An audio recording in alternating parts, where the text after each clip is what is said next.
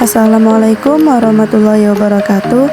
Laporan praktikum dengan judul Sel Akar, Batang, dan Daun. Dosen pengampu Bu Salmiati MPD PhD. Mata kuliah Botani Umum. Saya dengan nama Tera Mistifani dengan NIM 2503026 dengan Prodi Teknologi Pasca Panen Institut Teknologi Perkebunan Pelalawan Indonesia 2026. Latar belakang: organisme baik yang tergolong tumbuhan ataupun hewan disusun oleh berbagai macam sel. Setiap sel tersebut sesungguhnya merupakan unit fungsional dan struktural dari bentuk hidup. Semua fungsi kehidupan diatur dan berlangsung di dalam sel. Karena itulah sel mampu melaksanakan aktivitas hidup secara otonom seperti organisme yang kompleks, umumnya dengan syarat seluruh kebutuhan hidupnya terpenuhi. Karena sel merupakan struktur yang mendasari semua struktur kompleks pada tumbuhan, maka materi tentang sel ini berperan penting pada mata kuliah botani dasar ini. Adapun yang terjadi pada sel akan mempengaruhi baik secara langsung atau tidak langsung kehidupan dari tumbuhan tersebut. Selain itu, materi tentang sel berlebih sel tumbuhan sangat menarik untuk dipelajari. Bagaimana sejarah struktur sederhana ini disebut sel, bagaimana struktur dasar sel pada organisme, apa saja zat-zat penyusunnya, serta benda-benda hasil metabolisme yang bisa ditemukan di dalam sel tumbuhan tersebut. Tujuan dari praktikum ini adalah setelah praktikum dilaksanakan, diharapkan mahasiswa akan mampu: yang pertama, menjelaskan struktur umum sel tumbuhan serta menggambarkannya secara skematik. Yang kedua, menjelaskan bagian-bagian dinding sel. Yang ketiga, menjelaskan organel yang terdapat dalam sel, terutama komponen protoplasmik seperti inti, kloroplas, dan plastida lain aliran sitoplasma. Yang keempat, mengamati isi sel, mengamati komponen non-protoplasmik penyusun sel antara lain vakuola dan isinya, benda-benda ergatis, misalnya macam-macam kalsium oksalat, butir amilum, lender, minyak, butir, eleron.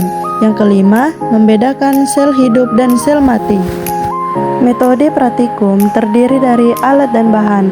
Alat yang digunakan yang pertama, mikroskop, yang kedua, gelas beker, yang ketiga, pipet tetes, yang keempat, kaca objek, yang kelima, pisau silet, dan yang keenam, kaca penutup.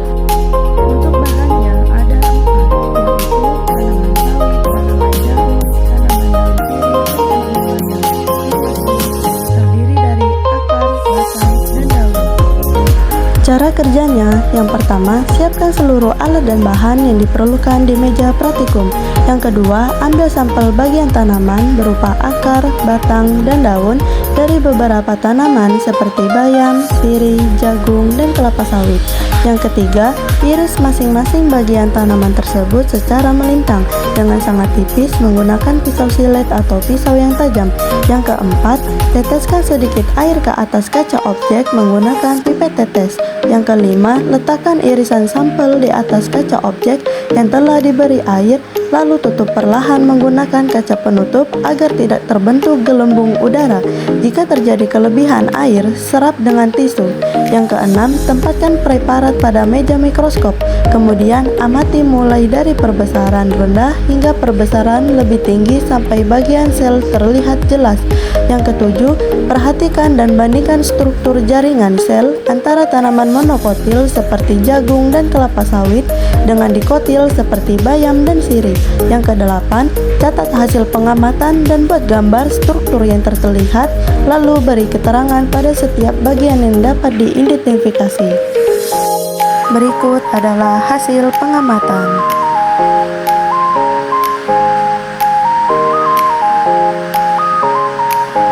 Pembahasan. Berdasarkan hasil praktikum, pengamatan sel tumbuhan pada akar, batang, dan daun dari tanaman sawit, jagung, bayam, dan sirih, diperoleh bahwa setiap organ tumbuhan memiliki struktur sel yang berbeda sesuai dengan fungsi fisiologisnya. Selain itu, perbedaan struktur juga dipengaruhi oleh golongan tumbuhan yaitu monokotil, sawit dan jagung, serta dikotil, bayam dan sirih. Pada bagian akar, sel-sel yang diamati berbentuk memanjang dengan susunan rapat yang berfungsi untuk memperluas permukaan penyerapan air dan mineral. Pada akar tanaman monokotil seperti sawit dan jagung, jaringan pengangkut xilem dan floem tampak tersebar, sedangkan pada tanaman dikotil seperti bayam dan sirih, jaringan tersebut tersusun lebih teratur dalam silinder pusat. Perbedaan ini menunjukkan adanya variasi struktur anatomi akar yang berkaitan dengan sistem transportasi zat dalam tumbuhan. Pada bagian batang, terlihat perbedaan mencolok antara monokotil dan dikotil. Batang sawit dan jagung memiliki berkas pengangkut yang tersebar di seluruh jaringan dasar, sedangkan pada bayam dan sirih, berkas pengangkut tersusun melingkar. Sel-sel pada batang juga memiliki dinding sel yang lebih tebal, yang berfungsi untuk menopang tumbuh-tumbuhan serta membantu proses transportasi air dan hasil fotosintesis. Struktur ini menunjukkan adanya adaptasi mekanik dan fisiologis pada masing-masing jenis tumbuhan. Pada bagian daun, hasil pengamatan menunjukkan adanya kloroplas dalam sel yang berperan penting dalam proses fotosintesis. Pada daun jagung dan sawit, jaringan mesofil tidak dibedakan secara jelas, homogen, sedangkan pada bayam dan sirih terdapat perbedaan antara jaringan palisade dan jaringan spon. Selain itu, stomata juga tampak pada permukaan daun yang berfungsi dalam pertukaran gas. Perbedaan struktur ini menunjukkan adanya adaptasi terhadap efisiensi fotosintesis dan lingkungan tempat tumbuh. Kesimpulannya adalah, berdasarkan hasil praktikum, dapat disimpulkan bahwa struktur sel pada akar, batang, dan daun tumbuhan berbeda sesuai dengan fungsinya. Akar berperan dalam penyerapan air dan mineral, batang sebagai penopang dan alat transportasi, serta daun sebagai tempat fotosintesis karena mengandung kloroplas. Selain itu, terdapat perbedaan antara tumbuhan monokotil, sawit dan jagung, dan dikotil, bayam dan sirih, terutama pada susunan jaringan pengangkut. Hal ini menunjukkan bahwa struktur sel dan jaringan tumbuhan dipengaruhi oleh jenis tanaman dan fungsi organ dalam mendukung kehidupan tumbuhan. Berikut adalah daftar pustakanya.